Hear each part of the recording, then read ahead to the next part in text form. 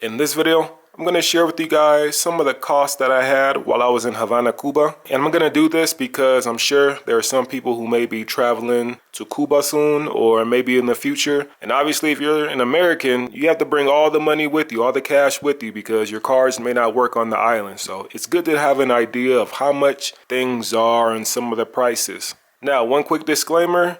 This happens in every one of the videos. If you're someone, you've been traveling there 10 years or so, you speak the local language, you have family there, what have you, and you're able to get a cheaper price or you know how to get more affordable prices, congratulations. Prices that I'm going to list, I think this may be for the average tourist, the average foreigner.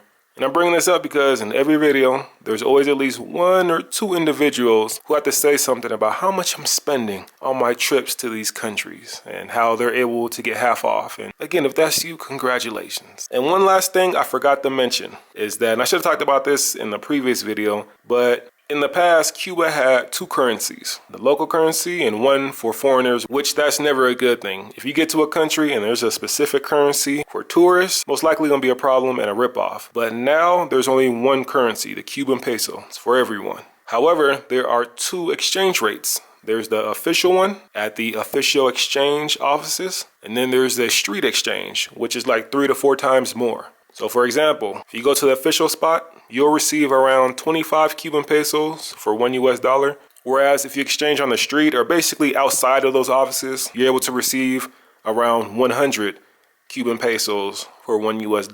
And for the purposes of this video, I'm going to put both rates on screen.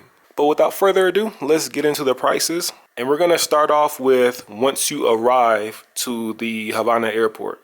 A taxi ride to the center is going to cost around 2,500 pesos, basically 25 US. Now, a local person told me if you're paying more than that, it's too much. Now, if you have negotiating skills and you speak Spanish or you have family members, then I'm sure you can negotiate that down to 20, 18, but for the most part, $25. When it comes to accommodations, I had two of them, one in Havana and the other one in Varadero. The one in Havana, I would say I was on the outskirts of the main tourist parts, the central area. It would usually take me around 5 minutes to walk there. And I had a studio. I booked it through Airbnb and I paid around $300 for 14 days, so 2 weeks. $300 for 2 weeks. This includes all the service fees, taxes, Airbnb fees, cleaning fees. And the studio was very clean, came with an air conditioner, hot water, beautiful view. My host was amazing. She hooked it up with pretty much anything that I needed. My next accommodation was in Varadero, very popular tourist area. Majority of people who go to Cuba, I would say they usually go to Havana for a couple days and they go straight to Varadero, the beach town. I stayed in a guest house.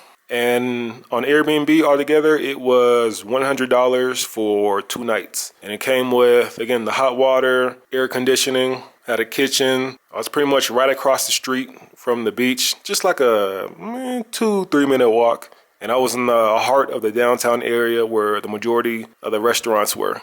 Now let's talk about the internet situation. In order to log on to the Wi-Fi, you will need to purchase pretty much an internet card, which gives you 5 hours to surf the internet. Keep in mind, you don't have to use all 5 hours at once. You can use 2 hours and log off and you'll have 3 remaining. But one 5-hour internet card is around 125 pesos, which is $1.25. Keep in mind, you're also able to purchase SIM cards, which will allow you to have data and internet on your phone. A SIM card costs 1,000 pesos, which is $10. Then they have different plans. The plan that offers the most internet, if I'm not mistaken, cost 950 pesos. And it'll give you like around, I think it was like 15 gigs of internet. And then you can always refill it. And obviously they have more affordable plans as well. Next up, let's get into the food. Keep in mind that what I ate there was on the tourist side, but they do have restaurants that offer more affordable meals. I think for like around 100 or 200 pesos, which is $1 to $2. Eating in the main tourist spots, you're going to pay a little bit more. For example, I had lobster like 3 times and it was roughly around 800 pesos, which is around $8. Obviously, some places a little bit more expensive. Once you get outside the tourist area, it becomes more affordable. But 800 pesos was the price of the average lobster meal. Then pasta, if I remember correctly, it was around 400 pesos, 400, 500. It's around $4 or $5. When it comes to drinks, Cubans do not play around. Every restaurant you go to, they have a long list of cocktails and drinks. And so, for example, the daiquiri, which is very popular, I believe it originated in Cuba. I had this at probably the most touristy place in Havana, which is El Floridita Bar. And it cost around 250 pesos for every daiquiri, $2.50. However, for those who are watching from the southern part of the United States, the daiquiris are a little different. I know for sure I had daiquiris in New Orleans in Louisiana. And if I remember correctly, they were pretty sweet. Delicious, but very sweet.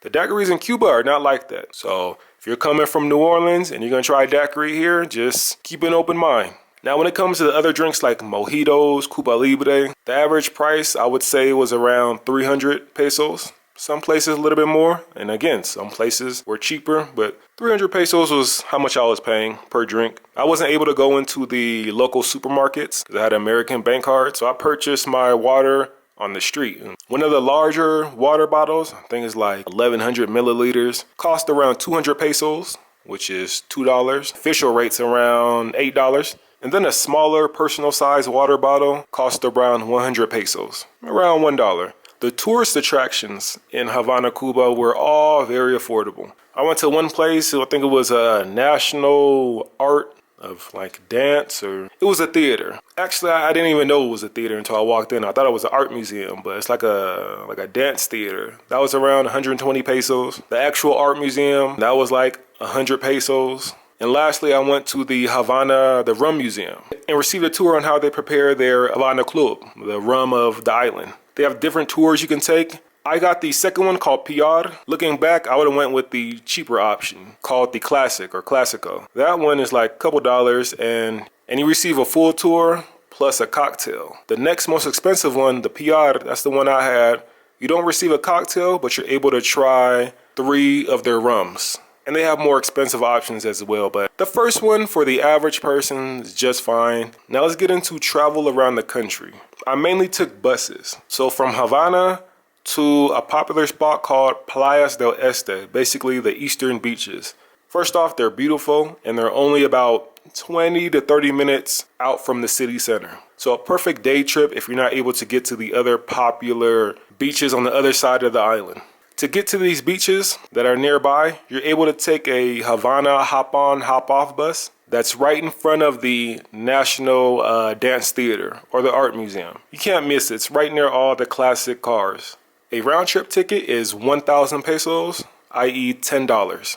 To get to Varadero, which is arguably the most popular beach in Cuba, I took a bus called Via Azul. A one-way ticket was $9. So round trip altogether, $18 from Havana to Varadero and then Varadero back to Havana. These were all the costs that I incurred during my time in Cuba. I want to point out that I would say I'm somewhat of a semi-budget traveler. So I don't have pricing on rental vehicles or prices on taxi trips from one city to another. I didn't do any of that. Also, when I was in Havana, I pretty much walked everywhere, which is why in every video, or if you see the thumbnail, I look all sweaty. I didn't purchase any cigars. When it came to nightlife, it seemed like most of it was centered around super touristy clubs. I was hoping to see some salsa dancing in the street, but maybe it was just too hot for all of that. So I didn't really get into the nightlife scene much. My only tip would be that do not exchange too much at one time. Because you can exchange your dollars into Cuban pesos,